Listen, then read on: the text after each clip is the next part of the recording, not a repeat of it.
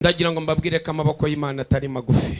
I want to tell you that the hands of the Lord are not short. Ay'abantu yaba magufi. The hands of people could be short. Ay'abantu yakubaho magufi. The hands of people could be short at you. Ariko amaboko y'Imana ni maremare. But the hands of the Lord are really long. Igihe cyose ahantu utaragera. Every time a place where you haven't reached, uyobozi wahageze. You have to ask for the right way for the people who have reached there. Urabizi hari abantu. You know, there are some people. Na GPS afite ngavuge ngarashyiramo ngarebe imbere uko byifashe. Some of those don't even have the GPS to put in the technology and see how it goes. Ariko yarangiza ugasanga arimo aragenda ugasanga watakaje igihe kinini cyane uri mu ahantu utaze kandi wakagombye kuyoboza. Umuntu upfukama, somebody who kneels down agasenga, and they will pray, azamenya yajya wowe utari wapfukama kiri mu gihirahiro kibaza yuri niyuva bitari byakuyobera. Iyo umuntu asenze Imana imuyobora inzira. Imana nikubwira ngo igiye kukuyoborera. If God says he's going to lead you himself, ikakubwira ngo ibintu byose bisigaye ugira ibintu usiga kuko Imana nta nkunga yawe ikeneye y'ubwayo irihagije. Yesu niwe nzira n'ukuri n'ubugingo. Nakubwira ngo ngwino nkuyobore wigira ibindi bintu binduzana ngo urabona ngo nanti wanjye ngo twararuwanye agakiza ni ikinege. Ni wiyogeza abantu bazavuga ngo urirata, ni wiyogeza uzabikora nabi. Ariko nukurikiza gahunda z'ubumana, Imana ikakogeza, Imana izabikora neza kuko Imana niyo ya mbere izi gutegura. Igihe cyose iyo umuntu adahagaze mu kuri, adahagaze Imana yamubwiye, igihe cyose akoreramo amakosa kuko aravuga ngo gukora amakosa niko kubaho kwanjye. Ariko umukristo nyakuri uhagaze Imana imushaka, waravuga ngo kuvuga Yesu by'ukuri no guhagarara mu kuri niko kubaho kwanjye. Itorero Elion Pentecost Blessing Church riyobowe na Reverend Prophet Ernest NYIRINDEKWE ribatumiye mu bihe bidasanzwe by'ijambo ry'Imana, ibitangaza n'ubuhanuzi. Wa gatatu guhera saa 11 kugeza saa 2 mu materaniro yitwa uwa gatatu wo kubohoka, Wednesday of Deliverance. Kuwa kane mu masengesho yitwa uwa kane w'ibirori guhera saa 5 za mu gitondo kugeza saa 2 z'ijoro. Buri wa gatanu uwa gatanu wo gutitiriza, Friday overnight, aho duhera saa 1 za nimugoroba kugeza saa 11 za mu gitondo. Ndetse no ku cyumweru aho tugira amateraniro yitwa icyumweru cyo kuyoboza Imana inzira. Irya mbere rihera saa 3 za mu gitondo kugeza saa 6 n'igice, ndetse n'irya nimugoroba rihera saa 10 kugeza saa 2 zuzuye. Duherereye Kibagabaga munsi y'urwibutso ku gipangu nimero 3 aho bakunze kwita ku rusengero rwera White Church. Aya materaniro yose wanayakurikira online unyuze kuri YouTube ukandikamo Prophet Ernest NYIRINDEKWE ndetse no kuri Zoom. Dukurikira uyu munsi ku mbuga nkoranyambaga zacu, ntihazagira na kimwe ucikwa. Ku bindi bisobanuro no kuyoboza hamagara 0788244757. Muze dufatanye guhimbaza Imana yacu. Hallelujah. Dusome ijambo ry'Imana dusanga mu gitabo cya Ezra. Let's read the word of the Lord. We find the book of Ezra. Turasoma igice cya 8 umurongo n'uwa 20. We read chapter 8 and verse 20. Ezra 8:20. Tugeze 23 reka dusome. Nabo mu banetinimu abo Dawidi n'abatware be batanze ngo bakorera Abalewi. Abanetimu 220 bose bavugwa mu mazina yabo. Yego. Na rimwe. Maze ntegekera kwiyiriza ubusa aho ngaho kuri uwo mugezi ahava, kugira ngo twicishe bugufi imbere y'Imana yacu, ngo tuyiyoboze inzira idutunganiye, twebwe n'abana bacu bato n'ibintu byacu byose. Tuyoboze iki? Imana inzira. Tugende. Kuko nagize isoni zo gusaba umwami umutwe w'ingabo z'abasirikare n'iz'abagendera ku mafarashi ngo badutabare kubabisha bacu bari mu nzira. Kuko twari twavuganye n'umwami tuti amaboko y'Imana yacu ari kubayishaka bose ngo abagirire neza, ariko imbaraga nuko twiyiriza ubusa dusaba Imana yacu tuyinginga, yemera kutwumvira. Nimwakire neza ijambo ry'Imana. Receive the word of God. Ndagira ngo mbabwire ko amaboko y'Imana atari magufi. I want to tell you that the hands of the Lord are not short. Ay'abantu yaba magufi. The hands of people could be short. ay'abantu yakubaho magufi, The hands of people could be short at you. ariko amaboko y'Imana ni maremare. But the hands of the Lord are really long. Amaboko y'Imana si The magufi. hands of the Lord are not short. Imana ibaha umugisha. May God bless Reka you. saba arimbye mwe musubiye mu byicaro. Let me ask the singers to go back to their seats. Turi mu cyumweru cyo kuyoboza Imana inzira. We are in the Sunday of asking God for the right path. Amen. Amen. Kuko Because numvise muri iyi minsi, I felt like in these days, muri iyi minsi numvise umwuka w'Imana arimo ambwira ngo abantu bamwe na bamwe bayobye inzira. I felt the Spirit of God telling me that some people are in the wrong ways in life. Abantu rero bakwiye kuyoboza Imana inzira kuko na kera kose byahozeho. So people have to ask God for the right path because it's something that has been happening ever since. Amen. Amen. Niyo mpamvu no kuwa kane turatangiza uwa kane wo kuyoboza Imana inzira. That is the reason why even on Thursday we'll begin a Thursday of asking God for the right path. Haleluya. Hallelujah. Uwa kane wo kuyoboza Imana iki? A Thursday of doing what? Ejo niwo tuzatangira. We will begin that Thursday tomorrow. Nanjye uzawutangiza saa 5 z'amanywa. And it is I who is going to begin that at 11. Ninjye uzawutangiza uwa kane wo kuyoboza Imana inzira. I'll begin that Thursday of asking God for the right path. Amen. Amen. Tugenda dukora uko umwuka wera tuyoboye. Ukwezi kwa karindwi ni ukuvuga ngo twari dufite uwa kane w'ibirori. Ubu rero ukwezi kwa karindwi ni umwuzuro, ibirori byamaze kuzura kuri wowe, igisigaye ni ukubyinjiramo. Ugiye kuyoboza Imana inzira rero uko uzabyitwaramo. Now we have been in the days of celebrations. Now in the month of July it is a complete month. It means your feasts and celebrations are complete. Now this time we are going to ask God for the right path, the right way to go through these celebrations. Ese kuki tuyoboza Imana inzira? Now why do we ask God for the right path? Nuko aho tujya tutahazi. It is because we do not know where we're going. Igihe cyose ahantu utaragera, Every time a place where you haven't reached, uyoboza uwahageze. you have to ask for the right way for the people who have reached there. Urabizi hari abantu You know, there are some people, na GPS afite ngo avuge ngo arashyiramo ngo arebe imbere uko byifashe. some of those don't even have the GPS to put in the technology and see how it goes. Ariko yarangiza ugasanga arimo aragenda, ugasanga watakaje igihe kinini cyane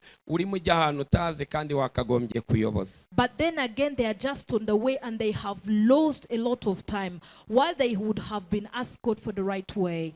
Nta muntu murahura arimo akatakata udukaritsiye yanze kuyoboza umuntu ngo batamuseka. Haven't you ever met somebody, you know, cutting in a lot of corners? They refuse to ask for the right way of that place so that nobody would laugh at him. Ukabaza umuntu, ukabona umuntu arimo aragenda, si umuntu hajya arazi, ukabona arimo aragenda akata imodoka yongera asubira inyuma yongera akata, ariko uyu muntu yagize umuntu ayoboza kwera. You would meet somebody going back and forth, going upward, going at the bottom of the road, going anywhere, and you would wonder, why is this person not asking for the right way? Ngo witonde.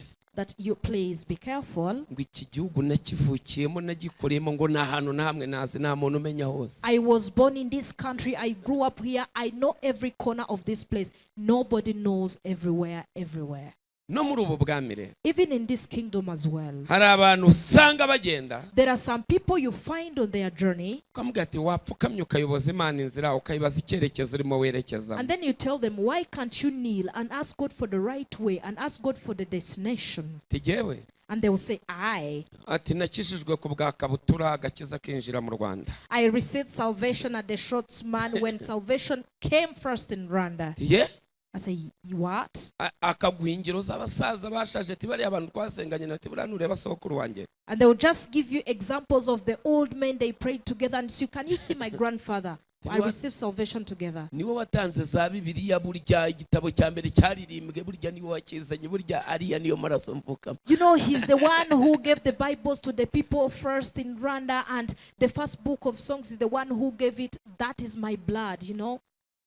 Ari umuhanga umwe wanditse igitabo, So one wise man wrote a book. aravuga ngo biragoye cyane He said it is really difficult gukangura umuntu wishinjirije. to wake somebody who have purposely slept themselves. Yeah. Ngo ariko biroroshye cyane But it is very easy gukangura umuntu usinziriye. to wake somebody who is asleep.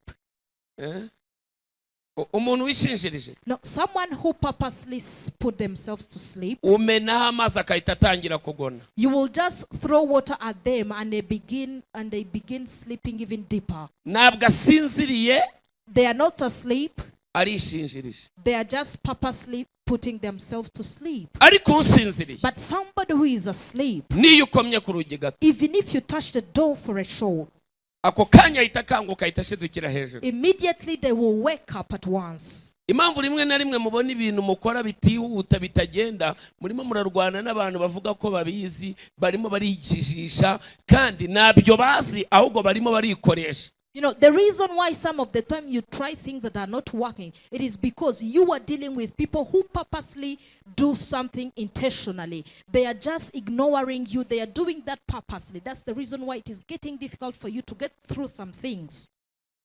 Hallelujah. Hallelujah. Hallelujah. Hallelujah. Hallelujah. Hallelujah. Ukwiye rero kuyoboza Imana inzira niba ubona ari byo utarabasha gusobanukirwa muri uru rugendo. Now you need to ask God for the right path if there are some explanations you need in this trip of life. Mu rugendo ntabwo ntabimenya byose, ariko nziko nzabimenya. Ni kuki turizwa n'ibyago biriho kandi ari byo mu gihe.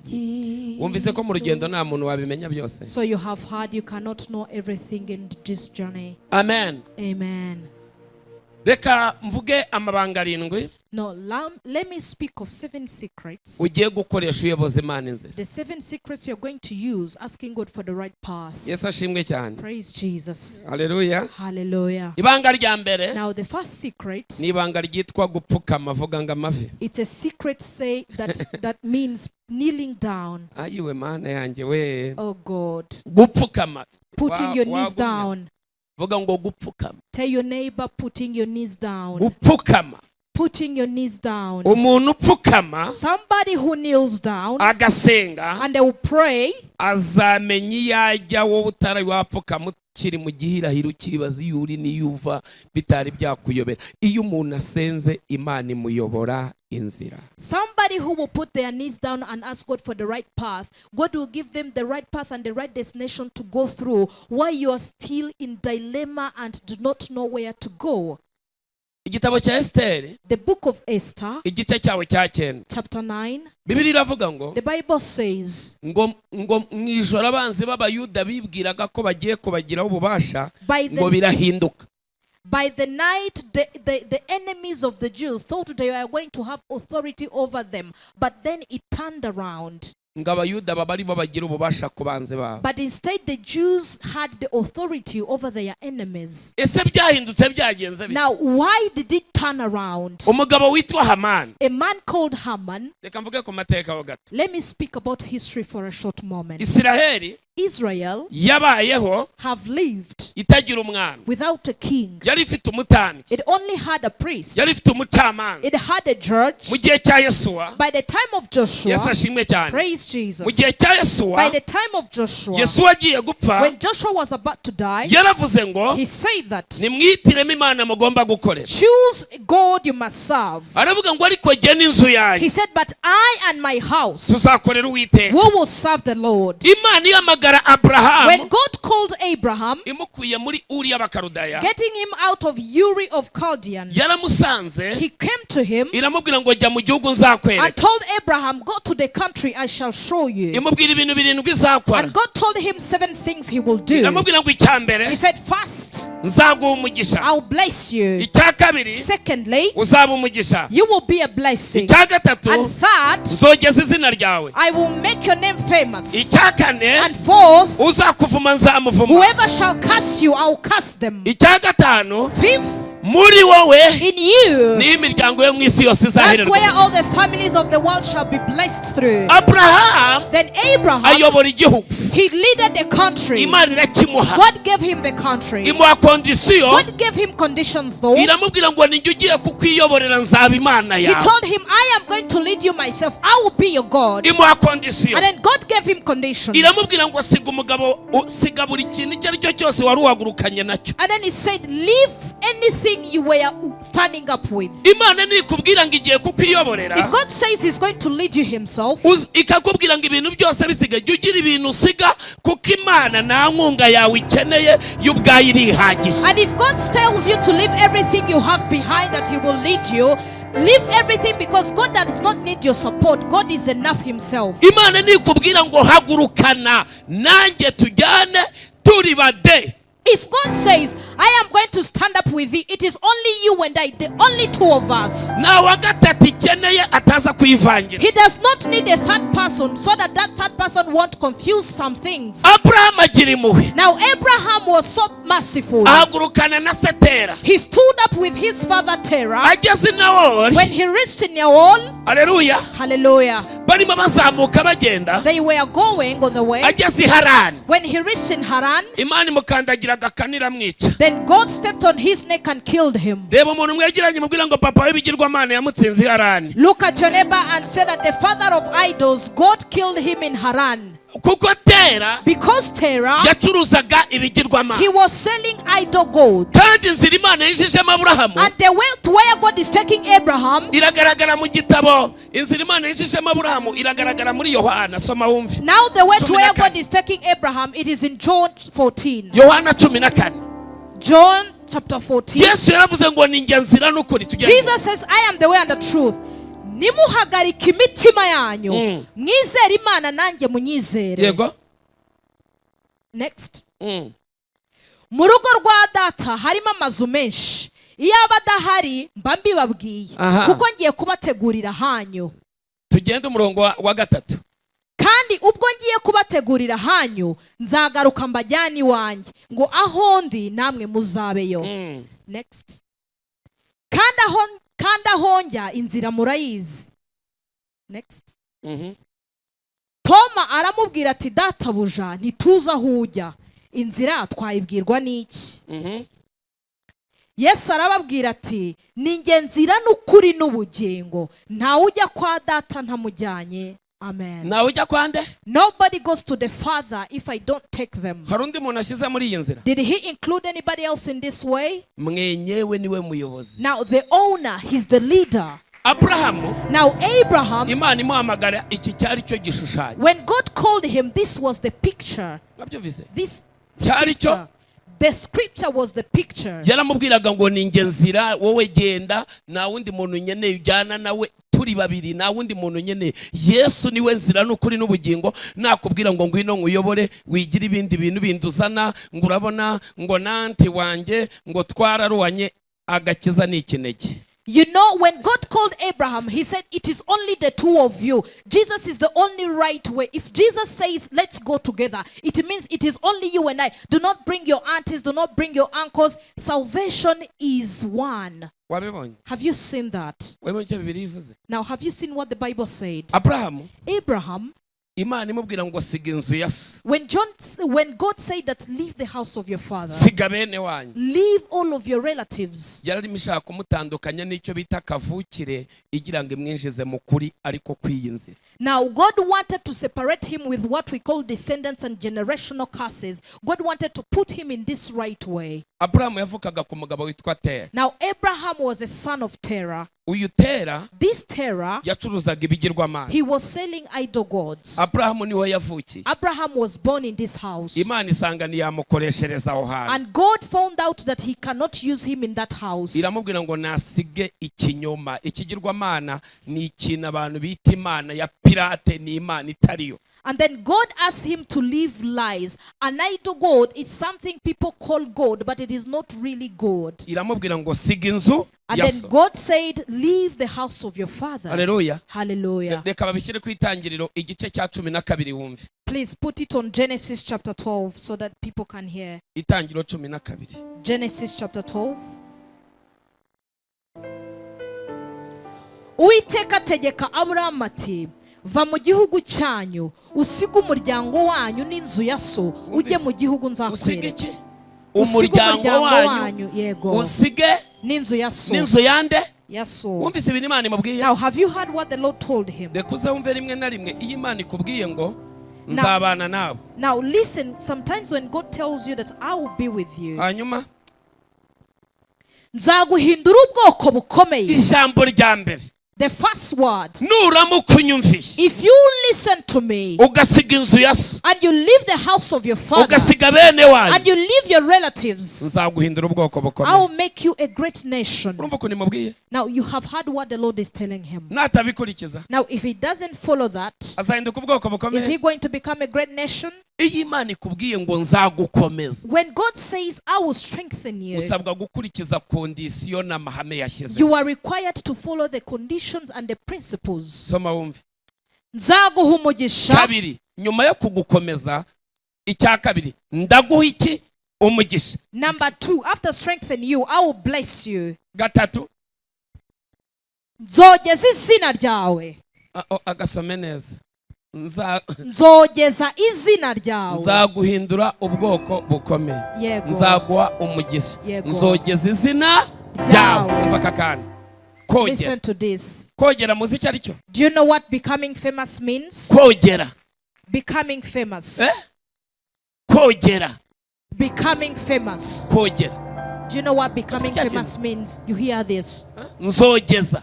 I will make your name famous. Gira ngasho ndari indirimbo uriya mugabo uriya witwa Melody wari magogera. Urabonye? You remember the name that man Melody Songa said that become famous? Bayikoreshaga mu kwamamaza. They use that name, they use that song in advertising. Yes, ashimwe. Hallelujah. Now this is what happened. Dore noneho. Now this is it. Urumva ni umuhanzi warimo wamamaza umukandida. You hear this is a celebrity who was advertising a candidate. None Imana yo nije kogeza nije kutuma umuntu yogera. And now at this time God is coming to make somebody famous. Tekereza. Now imagine that. Unega amatwi. Now listen to me. Na mwami uza kugira ngo aze kuzamura umuntu wo hasi wafukiye ahantu habi mu kajagari mu bigirwamana mu bantu batazi Imana mu mwanda, nirangize mubwire ngo niyigiye kumwogeza, niyigiye kuvuga ngo ogera umva icyo kintu. Ariko Imana avuga ngo nubikurikiza ndamanuka njya munsi yawe mbari nyuza kukuza. So imagine in this world you can never find a king who will come down at the bottom and find somebody who was born in a poor family, somebody who has been poor all over their families, somebody who prays idol gods and say, I am going to make you famous, I am going to advertise you. But this time the Lord himself is coming to say that I am going to make your name famous. Imagine that. I will make your name famous. Imagine if God said I will make your name famous. Imagine. Now you leave this place and go to America and you find the doors opening because God said I will make you famous. Then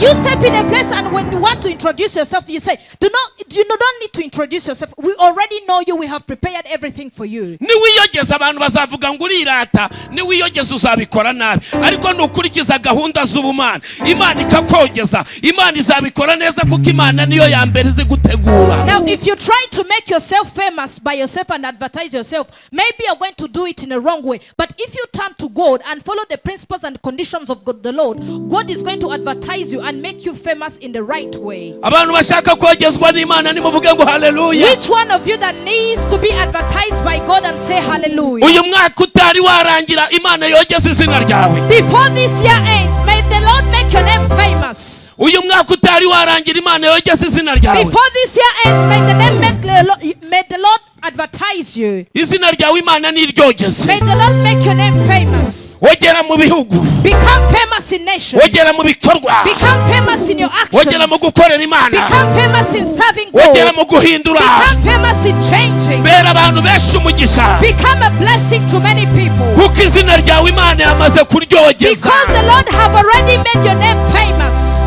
Hallelujah. Hallelujah.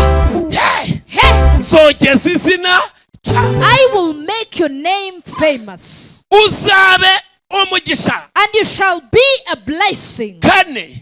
4. Nukurenga ku rwego. It is to be above the level Rwo guhabwa umugisha. of being given a blessing. Warangiza ukagera ku rwego hinduka umugisha. And then you be on the level you become a blessing yourself. Gahunda Imana igufiteho. Now the plan the Lord has upon your life. Siyo kuguha umugisha ngo birangirire It aho is not gusa. only to give you blessing and it stops from there. Imana irashaka kuguhindura umugisha. God plans to make you a blessing. Iyo wamaze guhinduka umugisha, If you become a blessing, urutoki rwawe ruba umugisha. your finger becomes a blessing. Amacandwe yawe aba umugisha. Your tears becomes a blessing. Ku buryo ugera ku rwego. Ni Bibiliya ibivuze. Today, that's the Bible say that. Ugera ku rwego. You be on a level. Umuntu yanakubwira ngo ciraho gusa akahita akira indwara. If somebody, you would spit at somebody and your spit will heal them.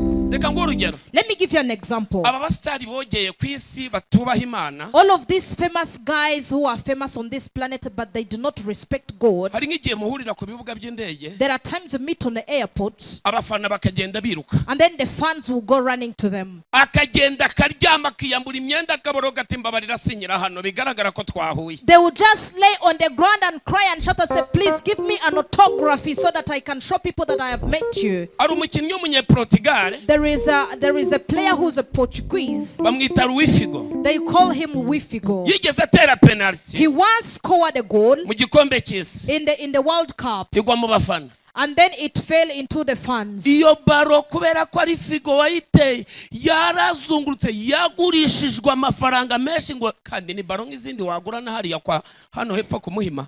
Ariko You know, because that ball was shot by Louis Figo, it went around, it was auctioned a lot of money. And it is a ball like the other goals you can just go to the market and buy. But because it was shot by a famous boy, kuko yavuye ku kirenge cy'umustar. because it came from the leg of a famous guy, Cy'umuntu wogeye. of somebody who is famous. Uri muranyumva? Do you hear this? Iyi Imana yamaze hano iravuze ngo nzakuhindura umugisha. Uzarenga ku rwego rwo kuba umugisha, ugere ku rwego uhinduka umugisha. Now God have said here that you will leave the level of being blessed and then become a blessing. Gahunda Imana igufiteho. The plan the Lord has upon your life, Siyo kuguha umugisha. it is not to bless you. Irashaka kuguhindurayo. God wants you to turn you into a blessing instead. Imana ni umugisha yubatswe n'umugisha. God is built by blessings Ku buryo to the extent umuntu uzajya uhura nawe ntago azajya avuga ngo ahuye n'umuntu, azajya avuga ngo muye n'Imana. whoever you shall meet, they won't say I have met somebody, they say I have met God. Uzajya ugera ahantu You will be reaching at some places, haba muri company, whether it is in a certain company, haba mu kigo. whether it is in another association. Icya mbere The first, yavuze ko iguhindura umugisha yamaze kukogeza. God said he makes you a blessing before he makes you famous. Kogera rero harimo no kumenyekana. Now, becoming famous, you are advertised, you are a known person. Uko kumenyekana rero bakumenye kuki? Now, why are you fame? Why do you have that fame? Bakumenye Imana, bamenye kuri inyangamugayo, bamenye kuri umukristo, bazi ko They know, now they know your God, they know you have integrity, they know you are a Christian.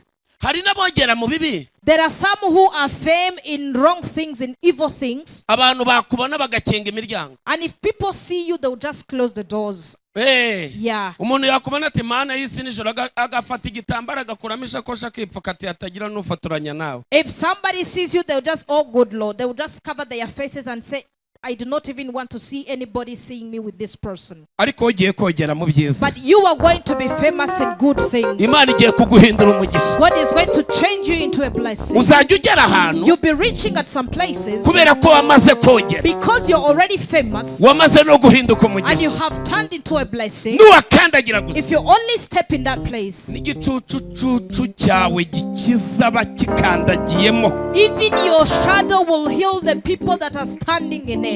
Ibyo bintu byabaye kuri Pawulo. Those things happened on Paul. Yageze ku rwego igicucucucu cye gusa, ntago ari ngombwa gukora ku bantu, bahagera gusa bareba igicucucucu cye kuko Imana yari yarongeje izina rye.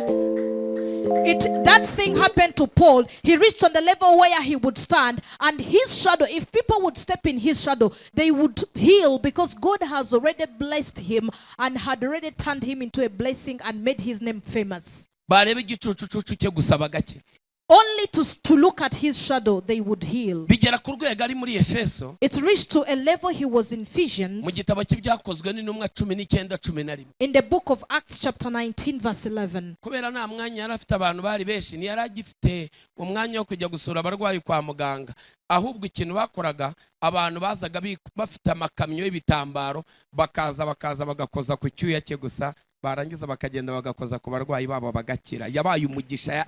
You know, in Ephesians, Paul didn't have the same time he had before to go and visit some sick people in the hospitals and such. So he reached on the level he would only be at a place, and people would bring towels, would bring clothes and put it on his body. When they take the same clothes to the sick people, they would touch it with them and they would heal. Ayo niyo mavuta Imana ishaka kuguha. That is the anointing God wants to give you. Urwo ni rwo rwego Imana ishaka kukwinjiza. That is the level where God wants to take you. Amen. Amen. Icya gatanu. And number 5.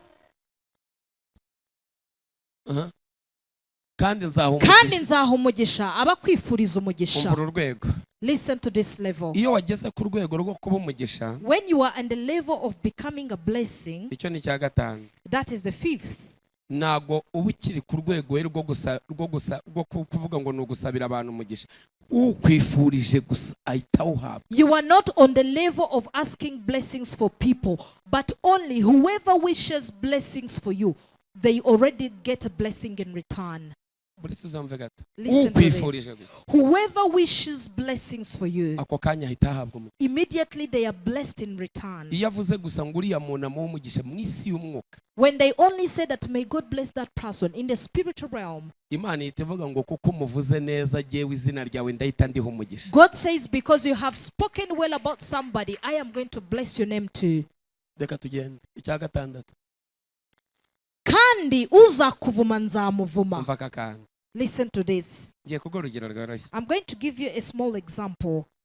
Ni hari abantu, there are some people Imana yogeje izina ryabo, God have made their names famous. ushobora kuvuga nabi gusa. You will only speak evil of them. Ubwo ni akanwa ko kuvuma. Iyi ni bibiri. That is the Bible that says this mouth of cursing. Wamuvuga nabi gusa uwo munsi numenya aho uraye. If you only curse at them, by that night you do not know where you'll spend your night. Wisubyumva? Have you heard this? Ni izina ry'umuntu Imana yogeje. It is the name of somebody whom God has made famous. Mu buryo mw'isi y'ibifatika iyo. Ubwo gihe turi mw'isi y'umwuka. No mw'isi y'umwuka rero Imana yamaze kogeza izina ryawe. Ugusabiye umugisha arawuhabwa, ukuvuze nabi nawe ibingibi bimubaho. Now in the spiritual realm, when God have turned you into a blessing and has made you famous, whoever curses at you, they are cursed, and whoever bless you, they are also blessed. Now have you analyzed this scripture? Now connect it to your everyday life. God have already exalted them. That is the reason why everyone, according to how you have built up your name, praise Jesus, respect them from where they are. Okay? Respect them from where they are. Everywhere they have built up their names, respect their position. Okay? Because you know, these people who are already famous, you have heard that even in the spiritual realm, God respects them. Even in the tangible world, in the physical world. Now, in the world, in this physical world of not spiritual. But now, according to how those people are famous as well, so there are some sacrifices they have made for them to reach on those positions. Even in the spiritual realm, you cannot achieve that title before you sacrifice all of these sacrifices. Now, there is a sacrifice of working hard. There is a sacrifice of hearing. There is only following the rules and regulations. Now look at your neighbor and tell them that making a name is difficult.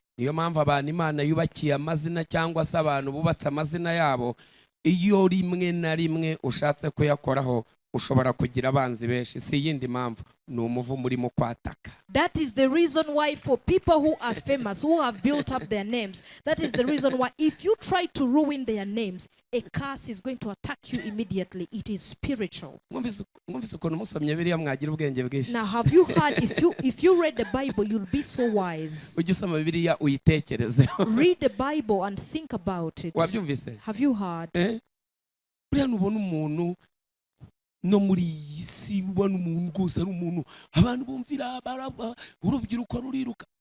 You know, you will see somebody in this world, people are following him, the youth respect him and admire him. Please fear that person and respect them. Mureka zivuganira n'uri hejuru ye.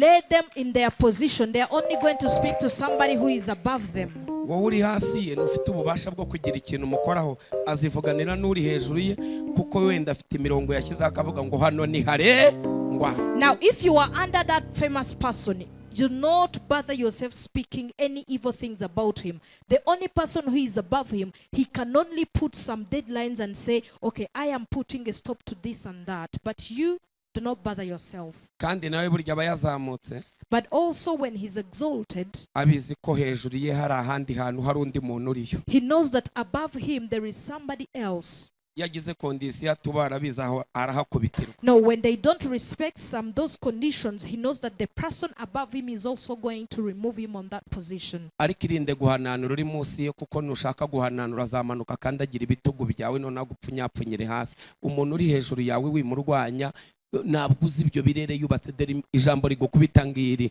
uzakusabira umugisha nzawumuha, uzakuvuma nzamuvuma. Wumvise aho byahereye? Now, prevent yourself from trying to pull somebody who is above you and pull them down. Because if they are going to come down, they are going to step on your shoulder and they are going to strangle you on the ground. Because this is the scripture. Whoever shall bless you, I shall bless them. And whoever curse you, I shall curse them as well. Yes. Nyuma y'ibyo bintu bitandatu rero. Now, after all of those 6 things, dore cya karindwi musezeranije noneho ihise mugira irembo, ibyo kurya, ibyo kunywa, gukomera, byose ngo Imana niwe yisibiha. Now after all of those things, God have given him the 7th thing. God has made them a gate of blessings. God has made them heal life. God has made him food. God has made him drinks. God has made him everything. Soma wumve. Kandi muri wowe. Murinde. Muri wowe. Reba umuntu mwegeranye mubwire ngo muri wowe. Look at your neighbor and tell them that in you. Murinde. In you. Ageze ku rwego. He reached on the level. Ageze kuri cya gipimo. He's on that measure. Imana yabanje kogeza izina rye. God have made him famous first. Imuha umugisha. And God blessed him. Hallelujah. Hallelujah. Hallelujah. Hallelujah. Imuhindura umugisha. And God turned him into a blessing. Izina ryogeye. His name is famous. Hallelujah. Hallelujah. None isivuga ngo ngutangiriye na muvumo bazigera bakuvuma uzigera ukuzaho byarangiye. And God is saying, I am putting a stop at all of curses. There is no curse shall attack you. It is over. None iravuze toke umaze guhinduka isoko nyakuri y'umugisha. Ubu rero noneho n'abazajya bakugeramo bose bazajya banywa amazi mazima. And now God has made that now you have become a real source of blessings. And whoever shall drink at you, they shall also be blessed. Reba umuntu mwegeranye mubwire ngo umuntu wese ubaha Imana ukurikiza zino kondisiyo, iyi migisha ni imigisha yo mu gakiza ugomba kuyibona. Now tell your neighbor that whoever honors God and obeys God, these are the blessings of Jesus, who if you do that, you shall have all of these blessings. Bayita imigisha y'abantu bahamagawe ngaho risoma. They are called the blessings of people who have been called. Muri wowe. Kandi muri wowe Niho. nimo imiryango yose yo mwisi izaherwa umugisha. Muri wowe nimwe imiryango yo mwisi yose izahererwa iki? In you, all the nations of the world shall be blessed. Ubaye irembo ry'umugisha. Now you have become a gate of blessings. Imana iguhinduye inzu y'iki? God is making you a portal of blessings. Imana iguhinduye igihugu cy'iki? Cy'umugisha. God is making you a blessed nation. None umva Imana iramwaguye imuhaye umugisha wose wese. And now imagine God have enlarged and expanded him, and he is giving him a blessing of the whole world. Umva icyo bita kumvira rero. Now this is what we call obeying and respecting God. Abraham yese abikurikiza cyangwa we? Now did Abraham follow the conditions or he didn't? Umva ikosa yakoze. Now this is the mistake Abraham did instead. Niyo makosa amwe namwe mukora. Those are the same mistakes some of us do kubera kutizera ibahamagaye because you do not believe in God who called you, bikabazanira ingaruka. and it will bring consequences into your life. Soma wumve nuko. Next. Mhm.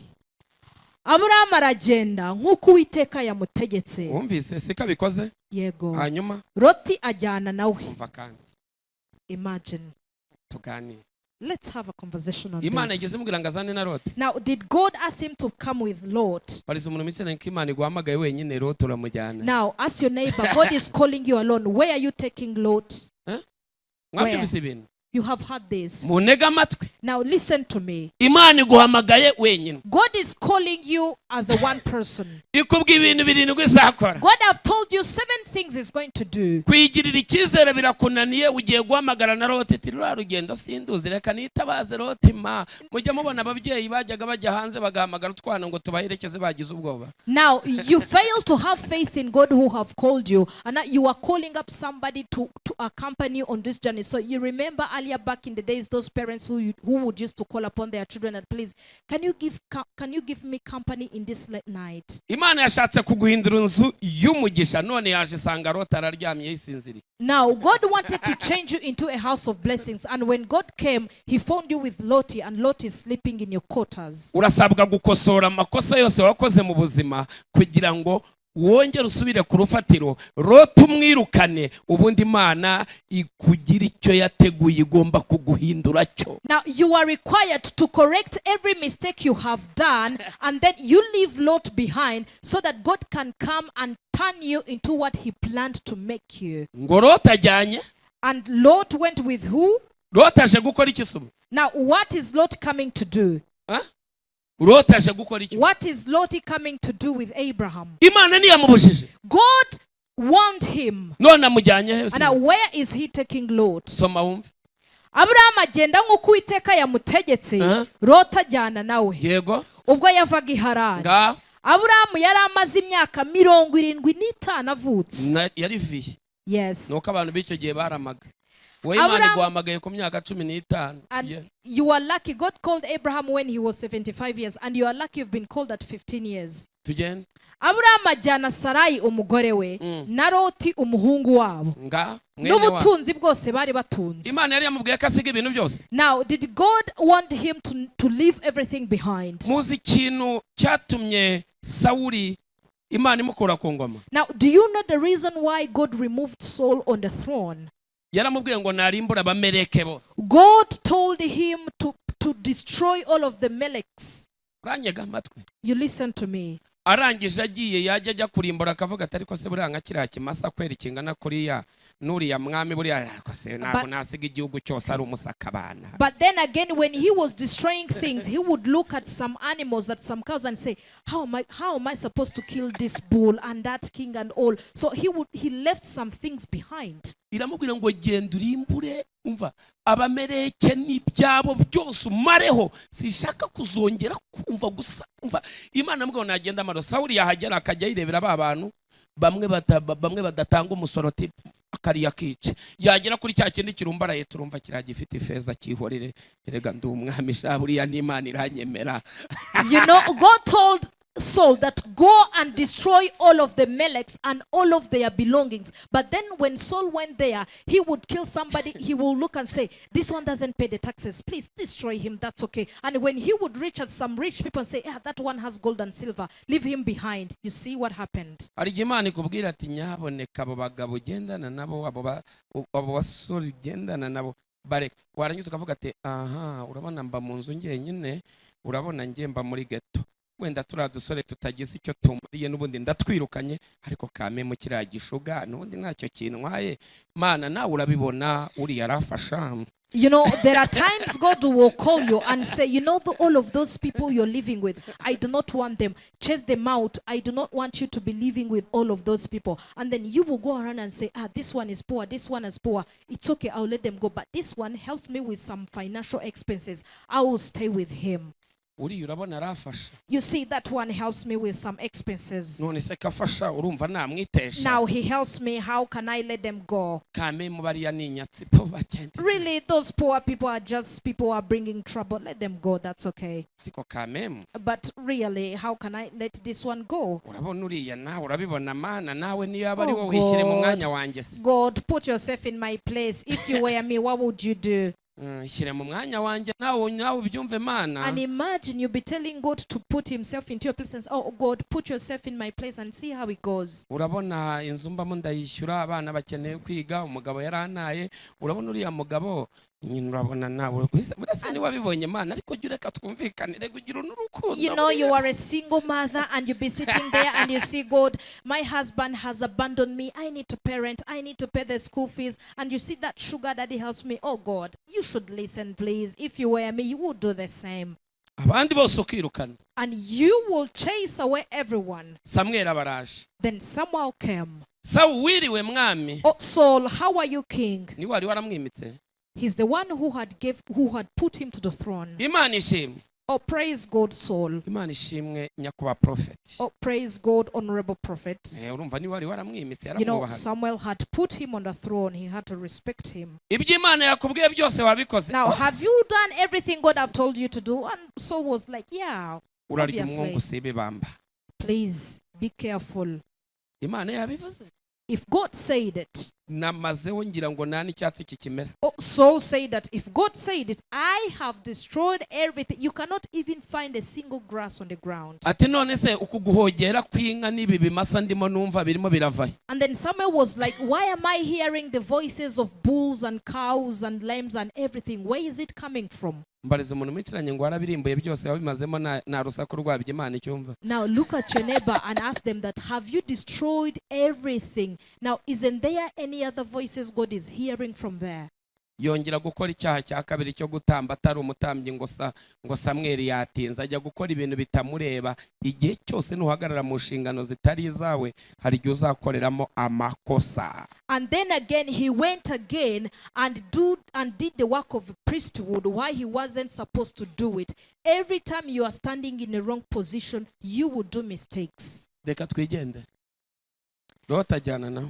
Yego, Abraham ajyana Sarayi umugore we na Loti umuhungu wabo n'ubutunzi bwose bari batunze n'abantu barongeye i Harani bavanwayo no kujya mu gihugu cy'i Kanani. Kanani ubwaho niho basohoye. Tugende noneho. Abraham anyura muri icyo gihugu agera hitwa Ishekemu, ahari igiti cyitwa umweroni cya More. Muri icyo gihugu umunyakanani yari muri icyo gihugu. Tugende. Uwiteka abonekera Aburahamu aramubwira ati, urubyaro rwawe nzaruha iki gihugu. Yubakirayo igicaniro Uwiteka wamubonekeye. Komeza. Avayo ajya ku musozi w'iruhande rw'iburasirazuba rw'i Beteli, abamba ihema rye. Beteli iri iruhande rw'iburengerazuba. Soma umurongo w'icumi. Let's read on verse 10. Uze wumve. Inzara itera muri icyo gihugu. Aburahamu aramanuka ajya muri Egiputa asuhukirayo. Kuko inzara yari nyinshi muri icyo gihugu. Uretse uzumve Loti ibintu agiye kumukoresha. Now listen to what Lot is going to make him do. Next please.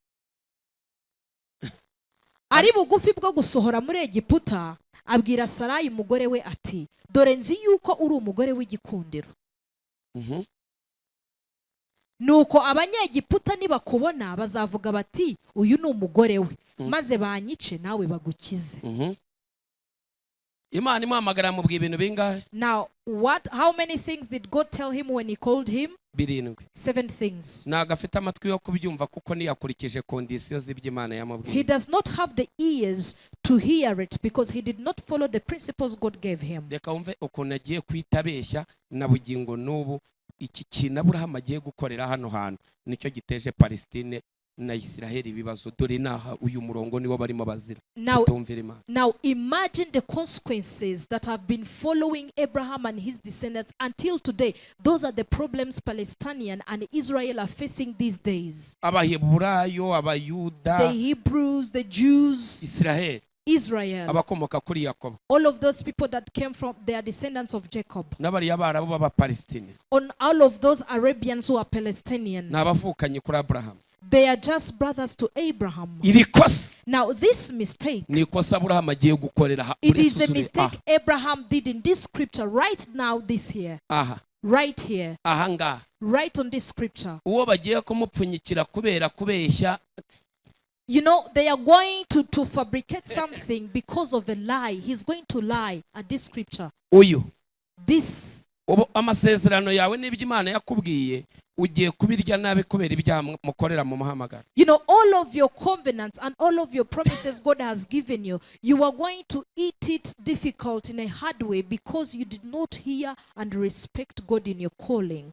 Isaka Abraham kubera gukora amakosa atumya abana be batumvikana, umwisirayeli araryama akavuga ati Palestine iranera igisasu, Palestine nayo yaryama ikavuga ati ndarangara gatoya, umwisirayeli nawe bose bafite imbunda kandi baravukana. Ninde? Ni se wakoze amakosa. Usoma amaganya ya Yeremiya 5:7. Ba data bakoze ibyaha ntibakiriho, ubu twikoreye ibicumuro byabo, turi mu ngaruka zawo dukomoka. Nibyo bibazo Palestine irimo na Israeli, nibyo ubona amazi bayakamejeje ivuga ngo uriya musigitira ushaka. Ni ibibazo bikomeye cyane. Now, this is the mistake Abraham did because he did not respect God. He gave birth to 2 children, and those 2 children right now are fighting each other. That is Israel and that is Palestine. When Israel is sleeping, he's afraid and says, Palestinian is going to throw bombs at me. And the same way to Palestine, when he's sleeping, he says, Israel is going to throw bombs at me. That's the reason why Hamas is always attacking. This is a mistake Abraham did with his children. You know, in Lamentation, it says that our fathers have sinned, and now we are carrying their sins. This is the same mistake that is happening with Israel and Palestine until today. It is a mistake Abraham did in the back days. Let's go faster. Hallelujah. Ndakwinginze uzajya ubabwira uti ndi mushiki we. Imana ni yari yamamagaye mubwira ngo areke ikinyoma ave mu nzu y'ikinyoma imwinjize mu kuri. Now God had warned him before that leave your lying house of your father, leave sins, leave lies, and enter into the right path. And now he's lying that Sarah is his sister. Confidence yabona. Now here he cannot receive any confidence. Imbaraga zimutera zimubwira ngo naho ndiho naho napfa naziri muri we kuko yakoze iby'Imana itamubwiye. Igihe cyose uyu muntu adahagaze mu kuri, adahagaze Imana yamubwiye, igihe cyose akoreramo amakosa kuko aravuga ngo gukora amakosa niko kubaho kwanjye. Ariko umukristo nyakuri uhagaze Imana imushaka waravuga ngo kuvuga Yesu by'ukuri no guhagarara mu kuri niko kubaho kwanjye. You know, at this moment, Abraham couldn't have any confidence and say, even if I die, even if I live, God is with me, because he had lied. Every Christian who's standing in the truth, they will be confident and say, God is with me every step of the way. But if you lie, you are always in trouble because you will say, my mistake is my right, you know. But when you are in the truth as a Christian, God will stand with you and will bless you. Now, am I not telling you things that are heavy for your mind? Now, let me make it easy somehow. But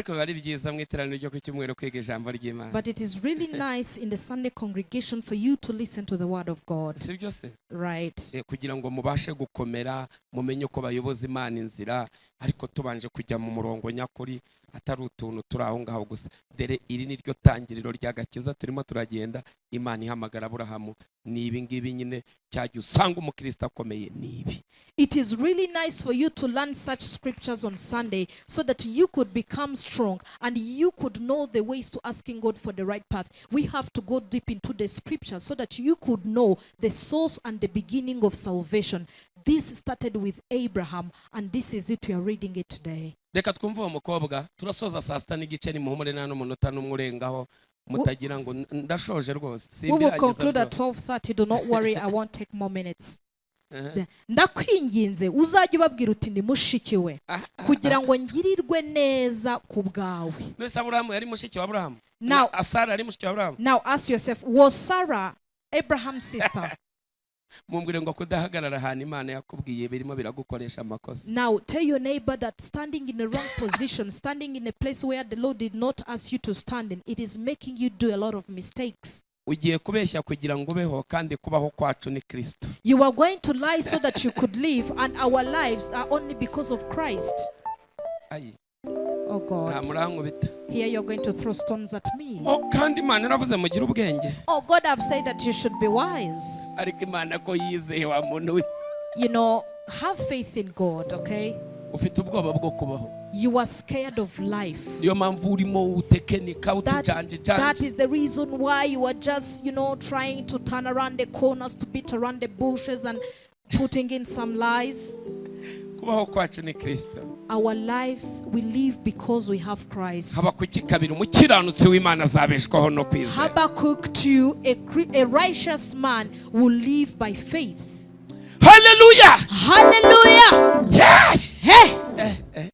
Tugende. Yego. Kugira ngo ngirirwe neza ku bwawe, ukirisha ubugingo bwanjye. Next. Hanyuma tugende gato. Next please. Zamukaho jipe. Aburahamu ageze muri Egiputa, abanyegiputa bareba uko wa mugore ari mwiza cyane. Hanyuma abatware ba Farawo baramureba, baramwishimira. Wa mugore ajyanwa kwa Farawo. Yego. Aramugurishije kubera inzara. Agirira Aburahamu neza ku bwa Sarayi. Kandi yari afite intama n'inka n'indogobe z'ingabo, abagaragu n'abaja n'indogobe n'ingore n'ingamiya. Tugende. Uwiteka hanisha Farawo n'inzu ye ibyago bikomeye, amuhora Sarayi umugore wa Aburahamu. Ntabwo ari mushiki we none Imana irabizi ko ari umugore we. Yego. Kandi Aburahamu aravuga ko ari iki? Kari mushiki we. Abraham, God already knows that Sarah is not his sister. He already knows that is his wife. Farawo ahamagaza Aburahamu aramubaza ati, icyo wangiriye iki ni iki? Kutambwiye yuko ari umugore wawe. Ariko ibi bintu ni danje. Tugende twumve. Niki cyatumye umbwira ko ari mushiki wawe? Nanjye nkamwenda, nkamugira umugore wanjye. Nuko nguyu umugore wawe mujyane wigendere. Nuko Farawo amuha abantu bo kumuherekeza. Bamuherekezanya n'umugore we n'ibyo yari afite byose. Tugende. Aburahamu avana muri Egiputa n'umugore we n'ibyo byose. Na Loti ajyana nawe bajya i Negevu. Ruracyageretse. Aburahamu yari afite ubutunzi bwinshi bw'amatungo n'ifeza n'izahabu. Uretse gato wumve. Wait for a minute. Mu bantu bamuherekeje urimo. Among us the people who gave him company, do you know who is included? Harimo wa munyegiputakazi w'igikomangoma witwaga Hagar. Now there is also that Egyptian lady who was a princess who was called Hagar. Aho That there, niwe wageze kwa Abrahamu. He reached at Abraham's house. Hagai bamwita umuja. And then they called Hagar a servant. Kuko ni umunyamahanga ku Baheburayo. Because he was a Gentile to the Hebrews. Ariko ari igikomangoma cyo kwa Farawo. But she was a princess at Pharaoh's place. Abantu bibyegera ibwami ntabwo ari abantu bitwa abagaragu, ni abantu bari bakomeye. Agezeyo nibwo Sara yamurebye aravuga tumva ngubwire we, dore iby'Imana yakubwiye niba bizasohora simbizi, ryamana n'uriya mukobwa twikuriye muri Egiputa. Nawo rero ahantu yagiye niwe yabikuye. Now, how it happened is that Sarah looked at Hagar and say, people who is a princess at the kingdom must be somebody great. But now, I am going to give you the right to sleep with Hagar. I do not know what the Lord told you when it shall come, but you sleep with her and let's give it a birth to a child at least. So you haven't had a parent who always tells their children that, my son, if you keep going to that place, you are going to meet with a mad dog. Every time. Nutagenda mu nzira wayoboje Imana cyangwa ukurikize kondisiyo z'Imana uko Imana yabigize, izo nzira zawe uri mugenda wicira uzahakura ingaruka mu masezerano yawe, uzahora wicuza ibihe byose. All the time, if you go by your ways, if you do not sit and kneel and ask God for the right path and go through the right path of the Lord, and you keep finding ways for yourselves, you are going to be crazy and you're going to meet some difficulties and trouble in that ways you're trying to make for yourself. Ati pastor, Imana yambwiye umugabo ukishijwe ariko ndabona birimo bitinda, reka nkwereke niboneye umugabo yifitiye n'ifaranga ntakishijwe ariko nzamuhindura pastor. Uravuga ko muhindura kikwirukanka ameze nk'intari higa umuhigo, namara kugushikira nibwo uzamuhindura. You would just come and say, okay, Pastor, God have told me that he shall give me a saved man, a God-fearing man. But now that man is not coming faster. But I have found another guy. He's not saved, but he's rich, I shall pray for him. He shall change. Now, you cannot change him while he's still yearning for you, while he's still running after you. Are you going to change him after he puts you into his house? Now, let's go to verse 10.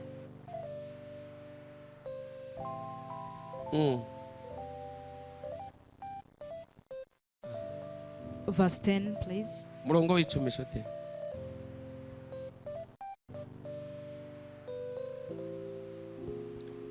Loti arambura amaso abona ikibaya cyo kuruzi Yorodani cyose. Subira ku munani nibwo byumvikana neza. Ku munani. Let's go back to verse 8 at least. Yeah.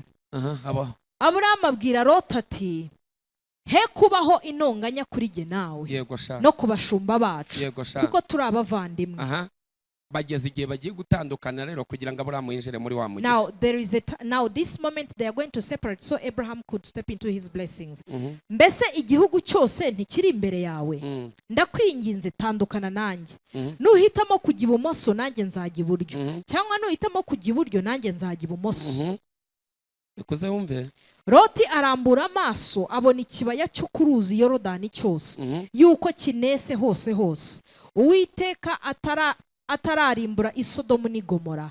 Icyo kibaya kugeza Isowari cyari kimeze nka yango by'Uwiteka, nk'igihugu cya Egiputa. Nuko Loti yihitiramo ikibaya cyose cyo kuri Yorodani, ajya iburasirazuba, baratandukana.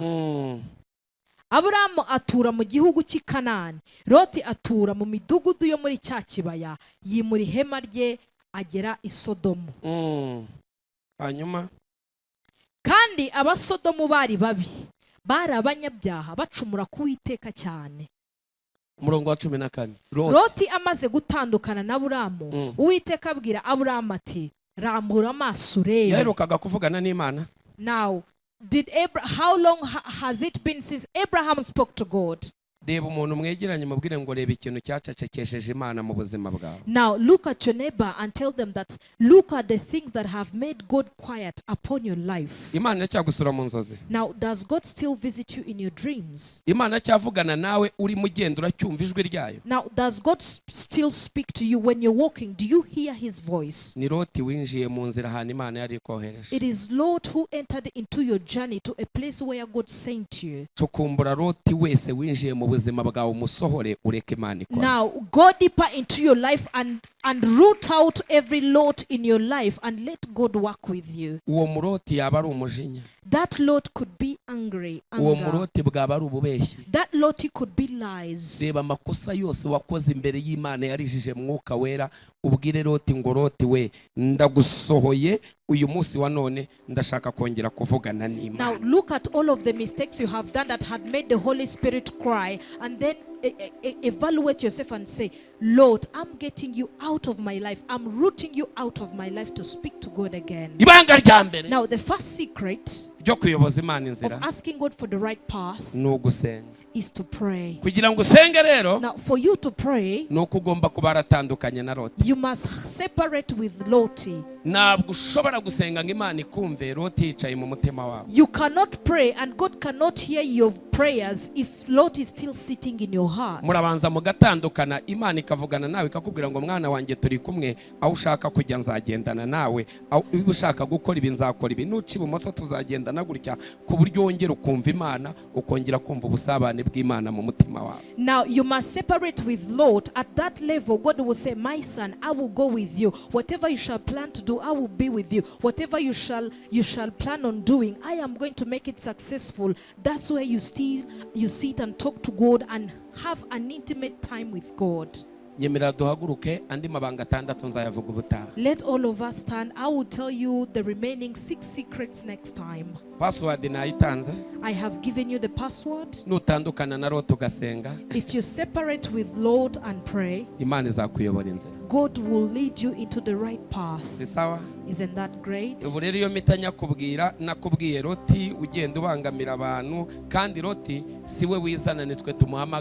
And now, if I told you all the secrets before I didn't tell you about Lottie, it would have been wrong, because Lottie is the person who destroys and ruins every plans we have in life. And God does not bring Lot into our lives. We are the ones who bring Lots into our lives. Lift up your arms and let's pray to God. Do you have a Lot who have been surrounding your life? Lift up your arms and ask Jesus for forgiveness and mercy. Tell Jesus that Jesus cleanse me. Ask Jesus to sanctify you. Ask Jesus to cleanse of all of your trespassings. Ask Jesus to separate you with that lot of anger. Ask Jesus to separate you with every lot you have in your life.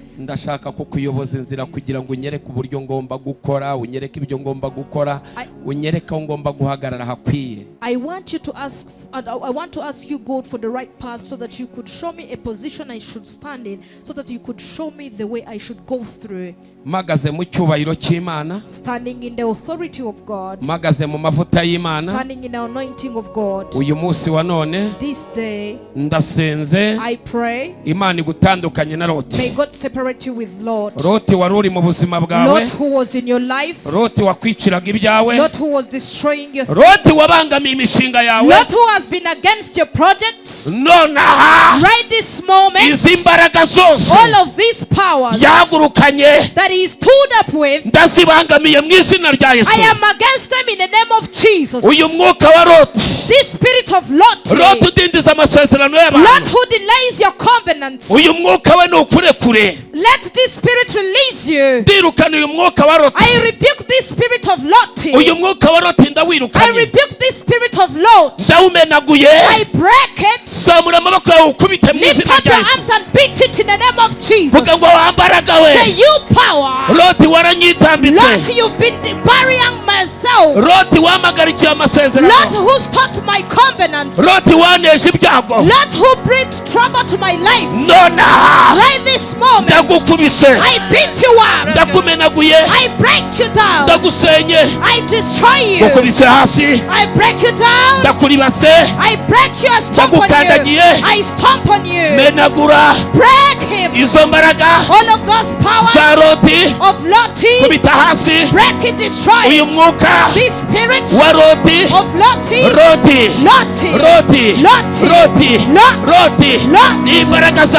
all of your power, I break it down right now. You've been against my life. You've been against my livelihood. You have been against me for so long. You have destroyed me. You've been so much against me. You have delayed my journey. Right this moment. Right this moment. Right this moment. Right this moment. Right this moment. Right this moment. Right this moment. Right this moment. And all of your evil plans, I break you down. My company, you have been against my company. You have been against my life. You have been against my life. This day, and all of your evil actions, I break you down. Release me. Release me. Receive hope in your life. Receive hope in your children. Receive hope in your marriage. Receive hope in your company. Receive hope in your territory. Receive hope in your life. May the hands of the Lord give you what you needed. Go and meet your blessings. Let whatever you do succeed. Let your plans be successful. Let your mind be blessed. Be blessed by God. Grab your tithe. Let's offer for the Lord and go home. We'll meet again in a while at 4 p.m. saa 10 ni icyumweru cy'ubuhanuzi. 4 p.m. is a week of prophecy. Abantu twagombaga kwakira, For the people you are supposed to receive today, harimo abagize impamvu, there are some who had reasons. abantu basabye kuba hano mu itorero, People who requested to be members of the church. turaza kubakira mu iteraniro ryo mu kanya rya nimugoroba. We'll receive you in the evening congregation. Ndagira ngo abaririmbyi bagende bitegure, turatangirira igihe. I want the singers to go and get ready. We'll begin on time. Ubundi ahasigaye And then mu iteraniro ry'umugoroba turaza kuza kubaha ikaze. in the evening congregation we shall receive you. Iteraniro rya kabiri In the second congregation tuzongera guhurira hano kuwa gatatu. we'll meet again here on Wednesday. Ejo mwene data Brian afite igiterane gikomeye cyane hano saa 11 Tomorrow z'umugoroba. our brother Brian had a big crusade at 5 p.m. here. Ngira ngo iryo tangazo baba baritanze. I'm sure you might have given that announcement. Twese yadusabye ko tuzaba hano kugira ngo tumushyigikire. So he had asked all of us to be here so we can support him. N'uyu mwana wacu uri hariya kuri senti barashyiraho posta, murayibona abantu That's him. bazaba He's bahari. in the piano. They will give you the post. You shall see it. Turaza kubitindaho cyane mu iteraniro rya nimugoroba. We will speak about it in the evening congregation again. Imana ibaho umugisha. May God bless you. Nari mvuze ngo Imana ibaho I umugisha. said may God bless you. Reka babashyireho nomero abashaka gutanga icyacumi bakoresheje telefone, Let them give you a number for those of you that wants to give the tithe by using your phone. n'abari online bashaka gutura babashyireho nimero. And people online who wants to offer, let them give you a number. Ubundi hasigaye dusoze. And then again we shall conclude by Haleluya, now. haleluya. Hallelujah. Data mu izina rya Yesu, Father, in the name of Jesus, ndasabira umugisha umuntu wese I pray for a blessing for everyone utanze kimwe mu icumi ndetse n'amaturo, who had given the tithe and the offerings. umugisha imirimo y'amaboko ye, Bless the work of their hands. umugisha icyagambirira cyose, Bless their plans. kandi aho umujyanye ni heza, And where you're taking them is a better place. arakomeye cyane kurenza It ahavuye. is greater than where they're coming from. Urakoze Mesiya mwiza, Thank you, good Messiah. urakoze gikomangoma, Thank you, Lord. umugisha abana bawe, Bless your children. bashyigikire, Support them.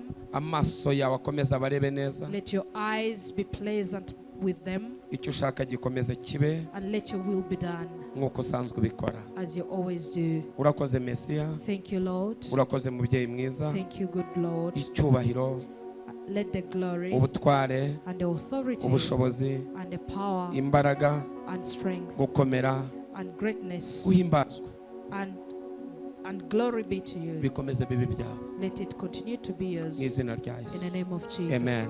Amen. Murakoze cyane. Thank you very Reka much. duhaguruke twese, Let all of us stand mbasabire umugisha usoza. and I'll pray for a concluding blessing.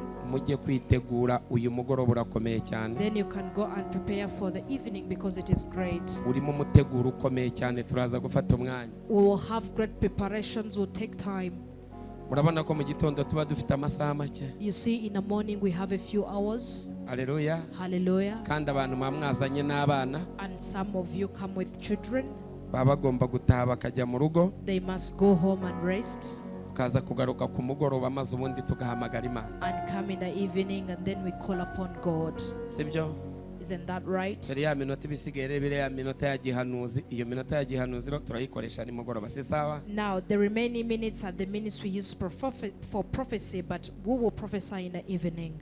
Data ndasengeye umuntu wese wabaye muri iri teraniro, Father, I pray for everyone who was in this congregation, yaba dukurikiye online, whether they are following us online, imbaraga yose y'umwijima every evil and darkness power yatumaga atarebaho inzira ze ziri, that was preventing them from seeing their right path. iyi mbaraga yose nimurekure. Let all of this power release them.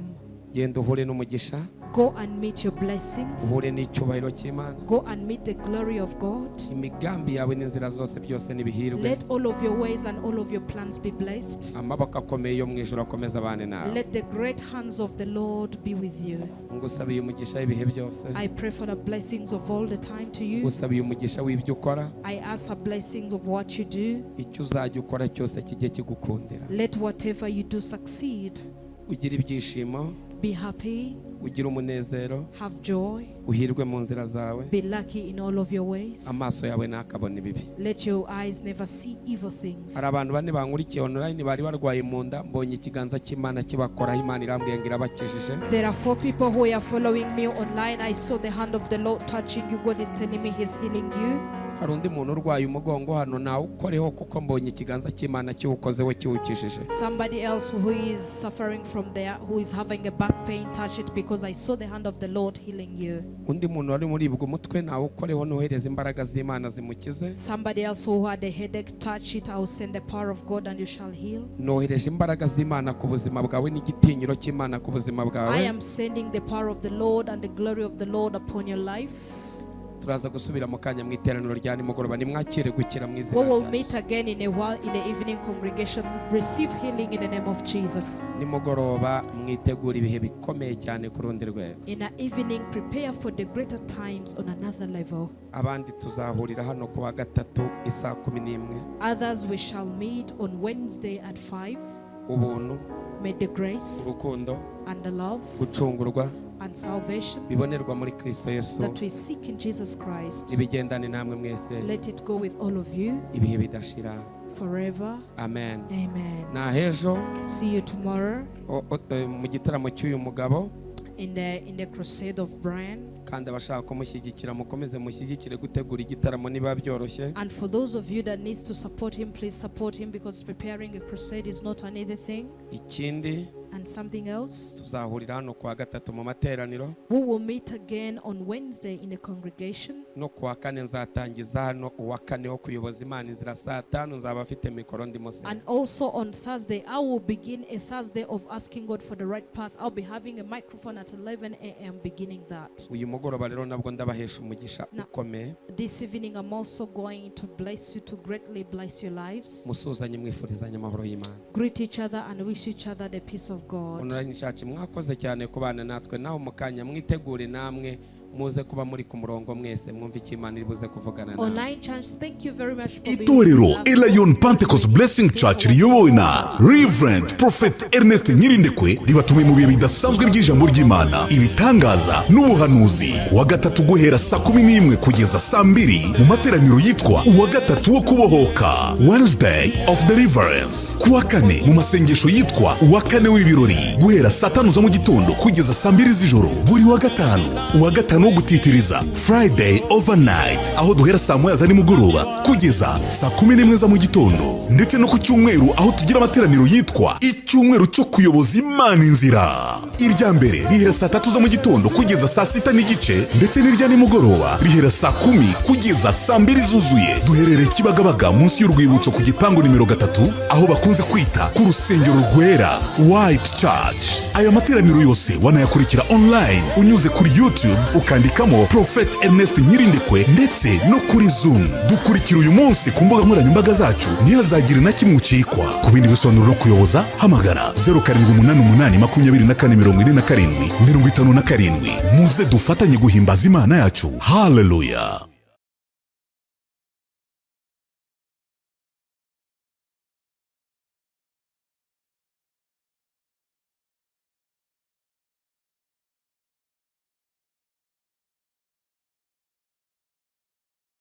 Itorero Elayon Pentecost Blessing Church riyobowe na Reverend Prophet Ernest NYIRINDEKWE ribatumiye mu bihe bidasanzwe by'ijambo ry'Imana, ibitangaza n'ubuhanuzi. Wa gatatu guhera saa 11 kugeza saa 2 mu materaniro yitwa uwa gatatu wo kubohoka, Wednesday of Deliverance. Kuwa kane mu masengesho yitwa uwa kane w'ibirori guhera saa 5 za mu gitondo kugeza saa 2 z'ijoro. Buri wa gatanu uwa gatanu wo gutitiriza, Friday overnight, aho duhera saa 1 za nimugoroba kugeza saa 11 za mu gitondo. Ndetse no ku cyumweru aho tugira amateraniro yitwa icyumweru cyo kuyoboza Imana inzira. Irya mbere rihera saa 3 za mu gitondo kugeza saa 6 n'igice, ndetse n'irya nimugoroba rihera saa 10 kugeza saa 2 zuzuye. Duherereye Kibagabaga munsi y'urwibutso ku gipangu nimero 3, aho bakunze kwita ku rusengero rwera White Church. Aya materaniro yose wanayakurikira online unyuze kuri YouTube ukandikamo Prophet Ernest NYIRINDEKWE ndetse no kuri Zoom. Dukurikira uyu munsi ku mbuga nkoranyambaga zacu, ntihazagire na kimwe ucikwa. Ku bindi bisobanuro no kuyoboza hamagara 0788244757. Muze dufatanye guhimbaza Imana yacu. Hallelujah.